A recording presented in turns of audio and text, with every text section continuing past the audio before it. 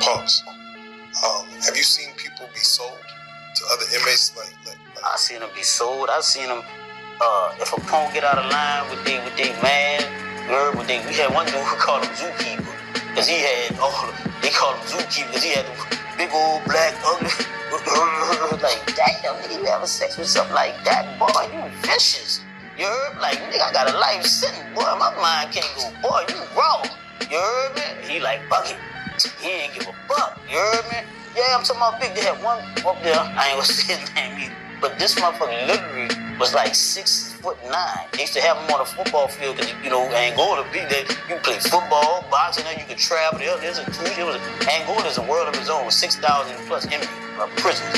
I don't like using the term inmate, but it's a city. Angola is a real city. And so, they used to put him on the front line, little big old pump, flipping shit, but yet he was taking that yak. You know what I'm saying? He was getting piped down, taking that yak. You dig? So it's like, and you would think that the small motherfuckers the one that's the weak. Nah, nigga, with them big ass niggas up there taking that yak, bro. You dig? You be like, what the fuck? But I see some of them when they took to one of the punishment was they'll pay somebody that work in the kitchen to steal some rice. And they'll pour the rice down in the corner, and they'll make the punk get on his knees in the rice and make him sit there if he get disrespect. Because they supposed to, when they go to the bathroom, to use the bathroom, they ain't supposed to stand up and piss. They're supposed to sit down like a woman. So dudes that play that game, like if you walk up to bitch, all right, hey, you get some cigarettes or whatever, that was currency in there. Cigarettes, mojo, weed, all that shit there, that was currency up there, right? You can pay one of them dudes, they'll go steal the rice out the kitchen, pour that rice down, leave the punk get on his knees in the rice, put his face against the wall. Have you ever seen a man die in prison, and in what capacity?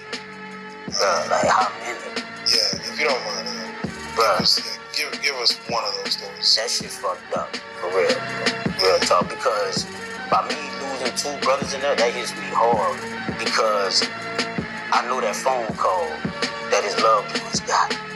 So you asking, that mean it just regular dial or got murdered? Got murdered. I saw my first murder maybe a week and a day, like a week, maybe a week or 2 days, something like what that is, 8-9 days. I saw my first murder.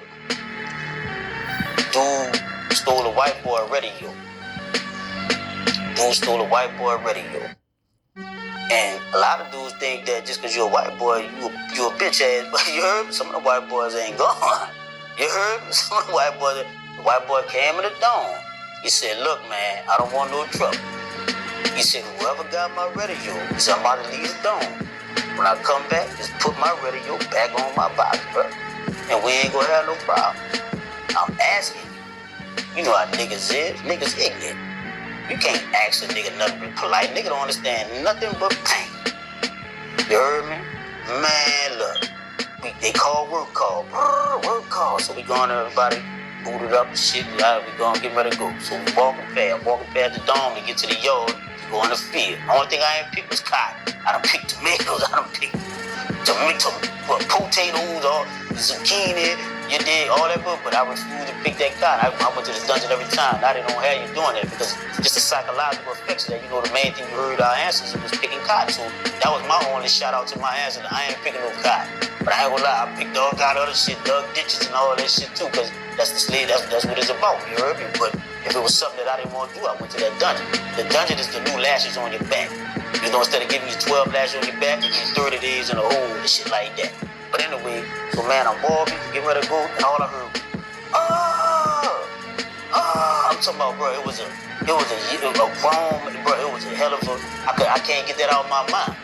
I can hear that yell right now as I'm reliving this and telling y'all this story. Man, that white boy was hitting, look through the window, but that white boy was hitting, boom, boom, boom, and every time he pulled the knife out, blood was just gone, you heard me? Damn! And you know them evils who slave masters still told us, go in that field. Fuck that nigga. Speaking of going in the field, if you don't mind, just kind of explaining what a work day in Angola was like. from the hottest day of the summer? Just give me what a traditional work day like. How many people are out there? What the oversee? What I heard they're on horseback. Explain like what a work day was like. Well, you ever seen any slavery movies? Picture a slavery movie in modern day time. You have each field line. You will have 50 to 150 slaves.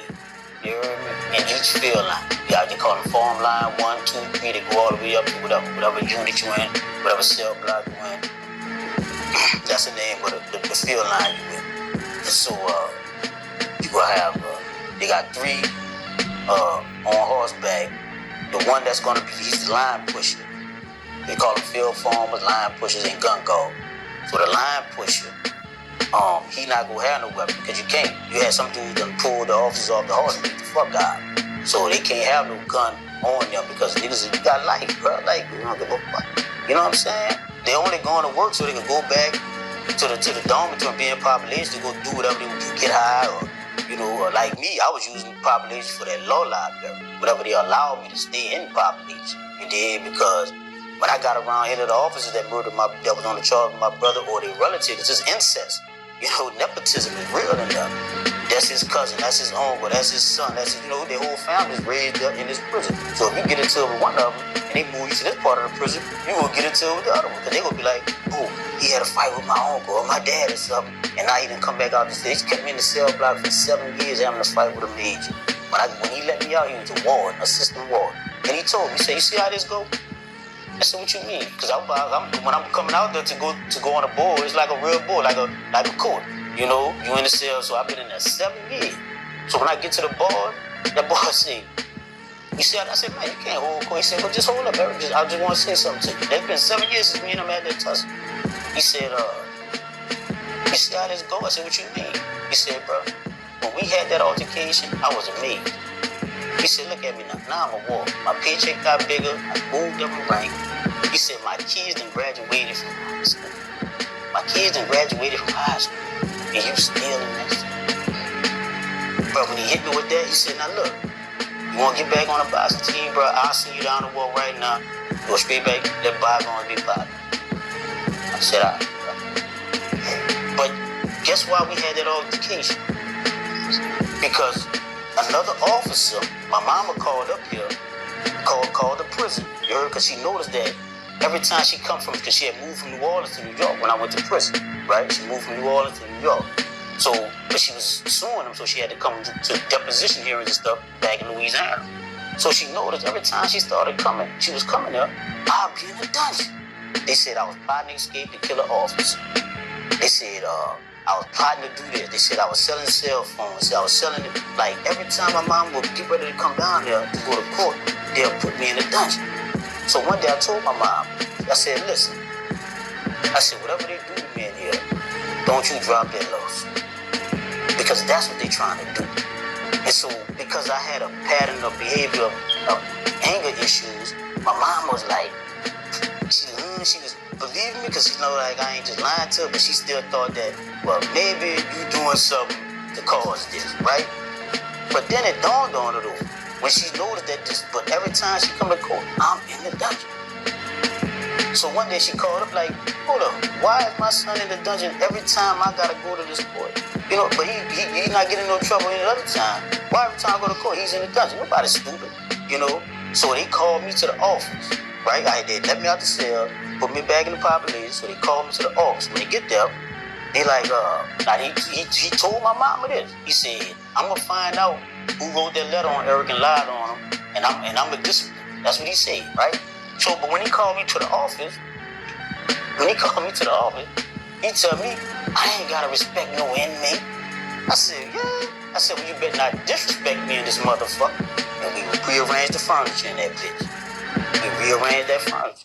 Because you're not about to treat me like I don't deserve my respect, but you want yours. Just because you got a badge on, boy, no indeed.